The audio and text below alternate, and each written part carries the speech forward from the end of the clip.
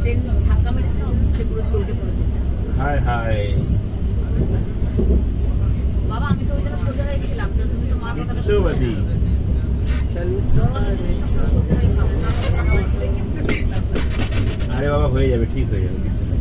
বেশি নিয়ে যাও না হয়, চাপটা দিয়েছে। চাটা ভালো বানিয়েছে।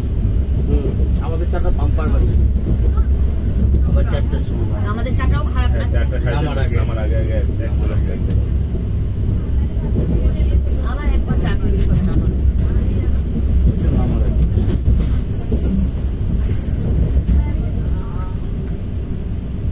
আমাদের ব্রেকফাস্টটা খারাপ হয়নি আজকে। দারুণ এই হাবি জাবি খাওয়ার থেকে এটা খাওয়া অনেক অনেক বাড়ি। আর আমার এই সবাই মিলে গরু মেখে খাবার একটা খুব আনন্দ হয়। ছাতু খেয়ে নিয়েছি। সাধু আমি প্যাকেট করে রেখে এসেছিলাম, নিয়ে আসতে ভুলে গেছি, ভাগ্যিস ভুলে গেছি। ছাতু দেখলাম তো 1 প্যাকেট সোনালি দিয়ে এনেছে, তার মানে না, আচ্ছা। আমি একটা ছাতু দেখেছি। ছাতু না, ওটা বিপ্লবের প্যাকেট। ছাতুই দেখেছি লেখা, আমি ভালো করে দেখলাম ছাতু। তাহলে সোনাটা দিয়ে দিচ্ছি। তুই এনেছিস? স্যার, ছোলার বাদাম না স্যার দিদি, লাস্টে 100-150 টাকা টাকার জন্য ও স্যার ওইভাবে না, আমি তো বললাম ওদেরকে যে আমরাও 200 টাকা দিয়েছি, তো ওরা তখন বললো ঠিক আছে। হ্যাঁ, দাদা, হ্যাঁ।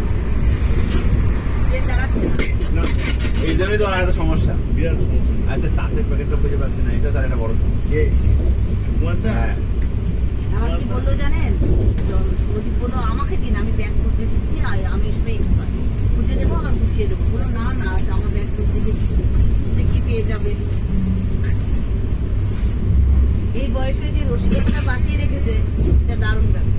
দাদা, আপনি এটা বিশ্বাস করেন যে কেউ রিটায়ার হয়ে গেলে হেডমাস্টার মন খারাপ করে? হ্যাঁ এই যে বলছে সুপর্দা কি বলে দিলাম যে আমারই মন খারাপ দিন, আমাদের মন খারাপ করে কি হবে। ওই ছেলেতে দিন বলেছিল না না, এটা কি বিশ্বাসযোগ্য কথা যে কোনো হেডমাস্টার এই যে দাদা দিদিটা উঠিয়ে দাদাকে ছাড়া চলবে না। চলে। আমি যার সঙ্গে মিউচুয়াল নিয়েছিলাম, অ্যাকচুয়ালি তার সঙ্গে আমাদের হেডমাস্টার মশাই অনেক খুব খারাপ ব্যবহার করে। আচ্ছা। গিয়ে ওই ভদ্রমহিলা বলতেন যে প্রবলবাবুর জায়গায় আমি এসেছি, তো ওই জন্য ওদিকে হয়েছে, তোমার ওদিকে হলে সামনের দিকে করতো চাটা। বেসিক্সে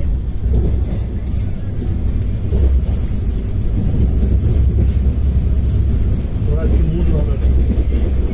চাটা পুড়ে গেছে। পুড়ে গেল। মানে ও চাটা খালি সিট নিচ্ছিল, ট্রেনটা এরকম ব্রেক বসেছে আর ও মুখের ভেতরে পুরো ঢুকে গেছে। আজকে আমি প্রদীপটা করেছি। সকালে তো নিশ্চয়ই ঠাকুরের নাম করেছি, সকালে নিশ্চয়ই বলেছিস আজ খানে মেঘে আনে। ট্রেনে উঠে পড়েছে।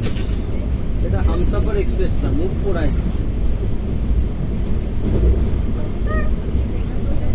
ও তো ঘুম থেকে জিজ্ঞেস করে আজ খানে মেঘে আনে। বিস্তার থেকে পা হয়েছে, দিয়ে খেয়ে নিয়েছো? দাও। দেহ, দেহ। উঠবে কি? আমি উঠবো ওই জন্য। আমি